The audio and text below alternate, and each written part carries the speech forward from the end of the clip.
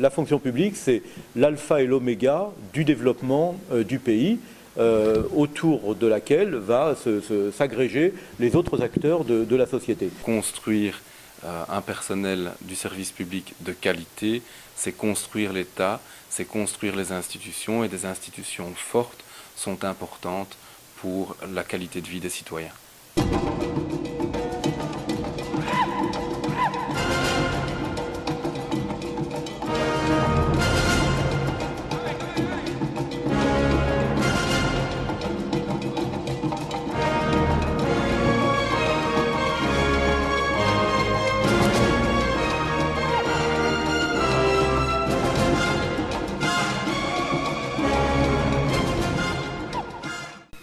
Pour la Belgique, l'ENA est vraiment un élément très important de notre coopération.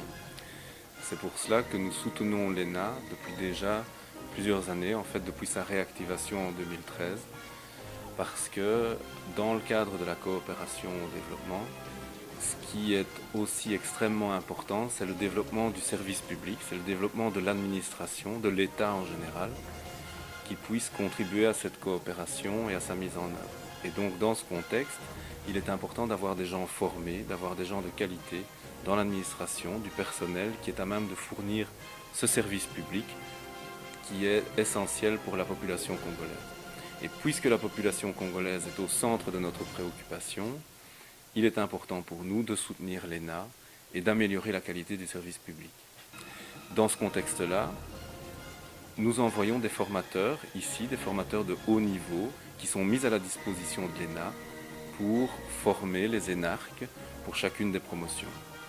À côté de cela, des énarques, une dizaine des meilleurs de chaque promotion, sont envoyés en Belgique pour faire leur stage et ont l'occasion comme ça de s'approprier sur le terrain une expérience professionnelle dans l'administration publique. L'ENA joue un rôle capital dans les renforcements des capacités des agents et fonctionnaires de l'État. Et lorsque l'ENA a été créée, eh bien, deux missions essentielles lui ont été confiées, à savoir la formation initiale pour les nouveaux recrues et la formation continue pour les agents qui sont déjà en activité de service. Et bien, dans cet accompagnement, l'ENA incarne un rôle tout à fait positif dans l'accompagnement des renforcements des capacités des agents qui sont en activité de service au sein de l'administration publique. L'ENA est une structure qui permet d'envoyer des cadres bien formés et qui peuvent intervenir et s'impliquer valablement dans le travail de l'administration. Je peux citer le cas du ministère du Plan. Il y a des jeunes énarques qui sont venus au ministère du Plan et nous avons vu leur implication dans tous les travaux que nous élaborons au niveau de l'administration du Plan. Je pense que ce travail que l'ENAC fait est en train d'amener un nouveau souffle dans le travail de l'administration et d'amener de nouvelles consciences, puisque au plan déontologique, il faut voir que ces énarques ont une certaine conscience qui est un peu différente des anciens cadres que nous avions à l'administration. Ils sont ponctuels, ils sont dévoués dans le travail et ils sont vraiment favorables donc respect de la hiérarchie. Et dans tous les travaux, ils s'impliquent sans discussion. Et ce sont vraiment des jeunes gens qui sont venus amener un nouveau vent dans le travail de l'administration. Aujourd'hui, dans un monde mondialisé, on a besoin à la tête des États et des administrations d'avoir des équipes de hauts fonctionnaires en capacité de gérer la complexité d'un État, tant intégrant les dimensions économiques, budgétaires et financières, mais aussi les dimensions de développement humain, développement social, mais aussi les enjeux d'aménagement du territoire, aménagement des villes, infrastructures, mais aussi sécurité, bien-être, respect des droits de l'homme. Donc tout ça, ça nécessite effectivement d'avoir une certaine compréhension du monde, une certaine compréhension de la complexité d'une administration, une certaine compréhension des enjeux du XXIe siècle. Et donc c'est important pour un pays comme la République démocratique du Congo d'avoir une école en capacité de former une haute fonction publique. Bon. Je sais que dans les attributions de l'ENA, il y a aussi la formation continue. La France, comme vous l'avez dit, a toujours été attachée au développement de l'ENA de la République démocratique du Congo. Pas seulement parce que cette école importante s'est inspirée du modèle français, mais surtout parce que nous partageons avec la République démocratique du Congo, je crois, la même vision que le développement d'un pays ne peut se concevoir s'il n'y a pas un État moderne, un État efficace qui peut accompagner. Concrètement, un État stratège qui fixe le cap, qui a une vision, un État qui puisse garantir aux citoyens, aux entreprises, un cadre juridique, ce qu'on appelle l'État de droit, et puis un État aussi qui est régulateur de toutes les activités économiques et sociales dans un pays. Donc secteur privé, secteur public doivent travailler de concert. Alors pour qu'un État travaille bien, il faut qu'il y ait bien sûr des agents publics motivés et puis surtout un encadrement supérieur des dirigeants de l'État qui soient bien formés, compétents et motivés. Et donc je crois que la tâche principale de l'ENA, c'est de former cette élite, dans le bon sens du terme, cette élite nécessaire de l'État congolais. Donc la France, qui partage la même vision, qui essaye de la mettre en œuvre chez elle, ne peut que, dans le cas d'un pays partenaire proche comme la République démocratique du Congo, vouloir être aux côtés de l'ENA du Congo.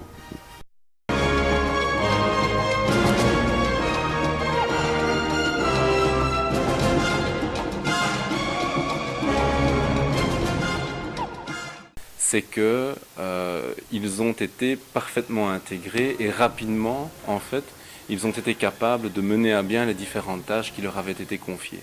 Et donc, c'est un signe de la qualité de la formation, déjà un signe de la qualité de la sélection et ensuite de la qualité de la formation qui est donnée aux énarques, puisque directement, dans un environnement de service public en Belgique, ils peuvent directement être opérationnels et se rendre utiles à différentes tâches du niveau qui peut être attendu d'un haut cadre de l'administration. Et cela, c'est très positif.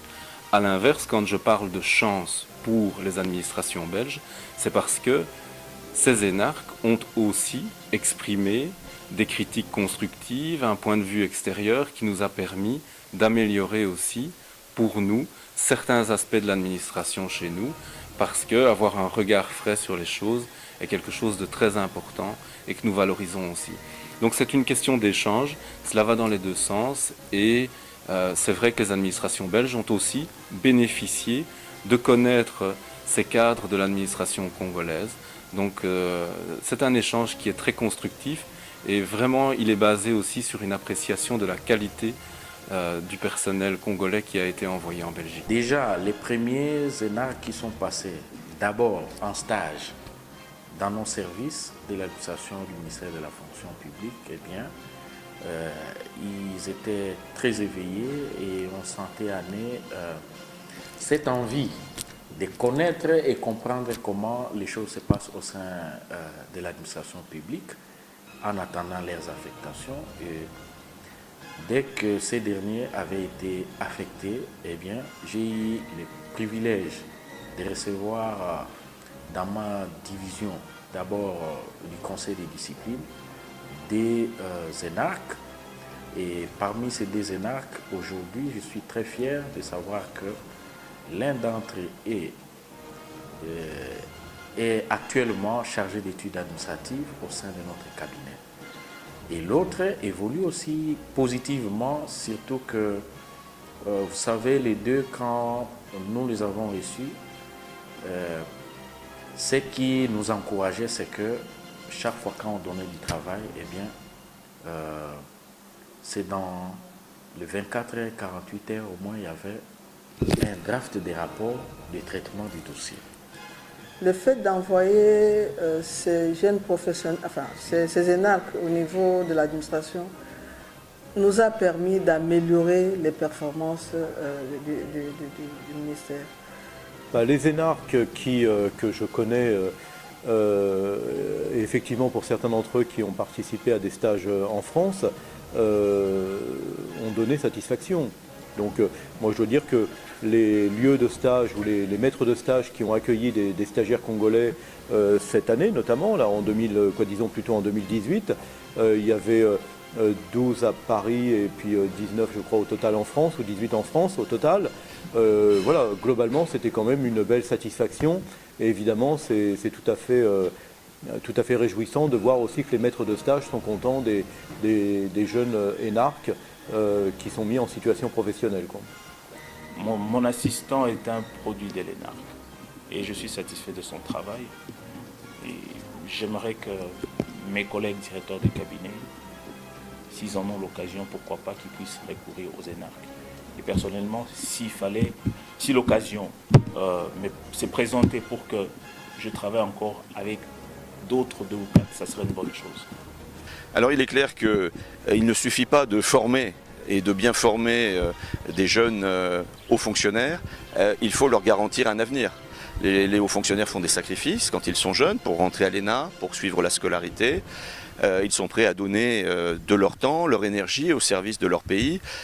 Il faut, pour qu'ils puissent travailler dans les meilleures conditions, qu'ils aient déjà un cadre de travail approprié, une organisation qui fonctionne, et puis surtout des perspectives de carrière. La carrière n'est pas un gros mot. La carrière, c'est simplement le déroulement d'une vie professionnelle avec, en fonction de sa performance, eh bien, des perspectives d'occuper des postes plus importants. Cette perspective de carrière est importante. Elle suppose qu'il y ait au niveau de la gestion des ressources humaines au sein de l'État congolais, là aussi, une organisation efficace qui permette, en l'occurrence aux jeunes énarques, d'avoir ces perspectives toutes tracées. Alors, comme vous l'avez rappelé, l'ENA au Congo est relativement jeune, puisque dans sa forme actuelle, elle n'a que 5 ans.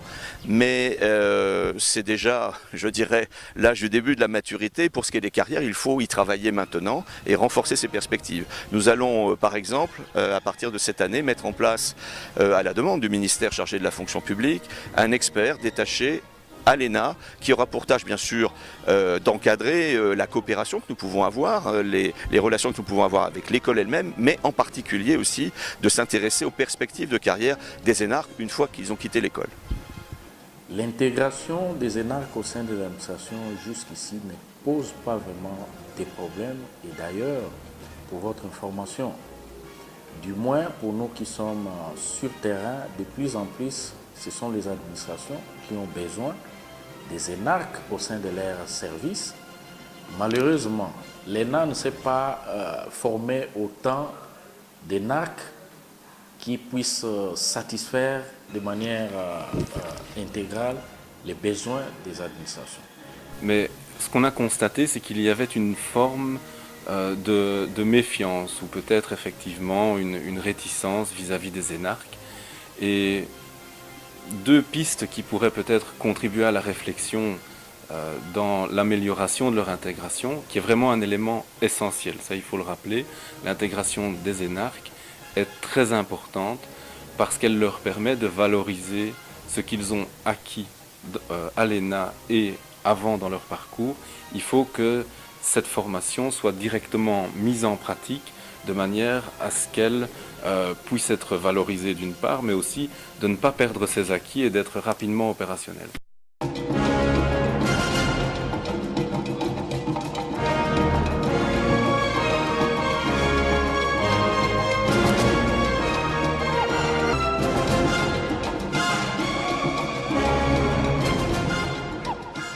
Ce qu'ils peuvent attendre de leur part, c'est de la clairvoyance, du sens de l'intérêt général, de la capacité à dépasser des logiques tribales, provinciales, ethniques, voilà, comme on peut retrouver dans certaines générations plus anciennes, hein, où il y a des réflexes un peu traditionnels, de façon à développer un discours et une pensée de l'intérêt général de la République démocratique du Congo et de la fonction publique qui doit passer avant tout et avant le reste. Hein.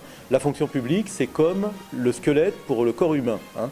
La fonction publique, c'est à l'État ce que le squelette est au corps humain. C'est-à-dire que c'est la fonction publique qui structure un pays. C'est la fonction publique qui permet d'irriguer le pays. c'est autour d'une fonction publique compétente et performante que peuvent se développer les activités économiques, les activités sociales et le bien-être de la population, bon, et les projets de développement. Bon. Et donc, quand la fonction publique va mal, c'est comme quand le squelette du corps humain va mal. On ne peut pas avancer, on ne peut pas grandir. C'est de rassurer les administrations sur ce que sont les énarques, sur ce qu'ils peuvent apporter à l'administration congolaise, sur la manière dont ils peuvent contribuer à la qualité du service public en République démocratique du Congo. Peut-être pour l'ENA aussi, de travailler à leur adaptabilité, c'est-à-dire qu'ils arrivent dans les administrations et qu'ils puissent s'intégrer au mieux dans ces administrations.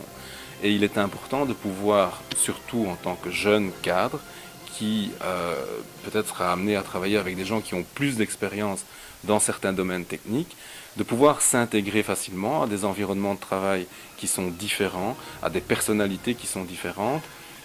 Il est important, dans toute vie professionnelle, de s'intégrer au mieux à titre individuel et se familiariser au plus vite avec les besoins réels de chaque ministère, de chaque administration qui les accueille. Le vrai problème d'intégration des énarques, c'était en fait la communication. Parce que si en amont, il y avait une bonne communication auprès des administrations, du bien fondé de l'École nationale d'administration, mais aussi de ces élèves qui sont formés pour venir apporter un appui dans le cadre du rajeunissement, eh bien, je pense qu'il n'aurait pas de difficultés. Les déficits de cette communication avaient créé une sorte de frustration dans les chefs des adultes qui étaient déjà en activité et ils pensaient que non, ces jeunes gens venaient pour en fait les remplacer et ainsi de suite. Notre souci est que l'ENA puisse aller de l'avant pour former d'autres jeunes cadres qui pourront venir demain. Je sais qu'aujourd'hui, nous avons le problème du rajeunissement. Il y a beaucoup de cadres qui vont aller en pension. Et si l'ENA forme des jeunes cadres qui puissent venir prendre la relève de ceux qui hier tenaient l'administration, ce sera une bonne chose pour aller dans l'amélioration de notre pays et pour s'impliquer dans l'opérationnalisation des politiques publiques que prennent nos dirigeants. Et ces cadres de l'ENAC, en fait, ils ne viennent pas seulement pour s'impliquer dans nos travaux. Ils ont aussi un rôle là que je peux dire, c'est un rôle de former les anciens qui avaient une certaine léthargie, mais avec l'élan qu'amènent les autres, les jeunes, les autres là, commencent maintenant à s'améliorer et les performances de l'administration s'améliorent. Ce sont des cadres qui sont à notre direction, mais c'est dans toutes les directions du ministère du Plan. Nous avons des énarques et des échos que nous avons de tous les collègues, de toute la hiérarchie, c'est que l'ENA est en train de faire un bon travail pour améliorer le travail de l'administration, les performances de l'administration, en leur envoyant des cadres bien formés au niveau de l'ENA. D'abord, le système de recrutement permettait de sortir les 100 meilleurs. Bon, je crois que l'oral a été supprimé cette année. Je ne suis pas sûr que ce soit forcément une très bonne chose parce que justement ça permettait, au-delà de l'écrit, ça permettait aux énarques d'être devant un jury et de pouvoir montrer un petit peu leur talent. Et donc ça assurait aussi une égalité de traitement. Mais bon, on verra si les choses sont remodifiées pour la suite. Forcément, le fait d'être passé à l'épreuve de l'écrit, puis à l'épreuve de l'oral, quand il y avait oral, du coup ça oblige effectivement à faire ressortir les 100 meilleurs. Donc je pense qu'il faut garder un système de sélection qui soit exigeant, de façon à vraiment mettre en avant la qualité et le mérite et sur toute autre considération. Je profite de cette occasion pour demander à l'ENA d'élargir un peu le champ des personnes à former. L'impression que j'ai, c'est que la cible pour le moment, ce ne sont que les jeunes qui viennent de terminer l'université et qui vont à l'ENA. Ça ne peut pas s'arrêter là. Je vais juste vous dire une petite anecdote. Je suis là depuis quelques mois. J'ai assisté à la cérémonie de clôture de la précédente promotion, Nelson Mandela, il y a quelques mois. Et j'ai été frappé lorsque j'ai écouté certains d'entre eux exposer les résultats d'un de leurs travaux pratiques, chacun en quelques minutes, par la compétence, la motivation sur des sujets parfois sensibles qui étaient évoqués, l'univers carcéral, les relations avec la police, mais aussi des sujets économiques importants, peut-être parfois austères, mais pourtant stratégiques, comme le transport fluvial, et comment on pouvait résoudre les problèmes qui se posent aujourd'hui au pays, et comment surtout, donc on pouvait à l'avenir aller faire en sorte que ça fonctionne mieux. Encore une fois, même sur des sujets délicats. Donc j'ai senti un vrai sens du service public, et c'est pour ça que nous sommes très attachés, nous ici, à l'ambassade de France, à promouvoir cet esprit public, du service public, et à essayer de faire en sorte, en accompagnant nos partenaires congolais, eh bien que le sort des énarques soit le meilleur possible à l'issue de leur scolarité à l'ENA. À l'endroit des énarques, moi je les félicite, je les encourage et nous sommes disposés à collaborer avec eux et qu'ils apportent le meilleur d'eux-mêmes parce qu'ils ont des lourdes charges à assumer dans les prochaines années.